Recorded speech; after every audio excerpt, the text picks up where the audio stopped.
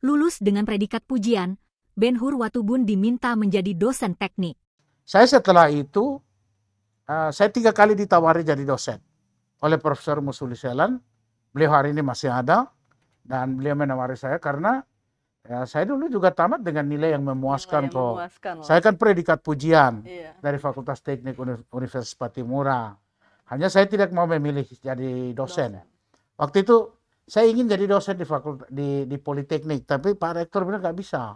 Kamu harus mengabdi kembali ke teknik. Saya bilang ya, kalau begitu saya tidak bisa. Itulah yang membuat saya memilih terjun ke dunia politik. Makanya ya sebenarnya waktu itu hanya ada satu hal dalam prinsip atau pandangan saya. Hanya dengan politiklah kita bisa meraih sesuatu itu dengan cepat dan bisa saja melalui perubahan yang betul-betul revolusioner atau melalui tangga atau tahapan yang cukup tepat dan signifikan.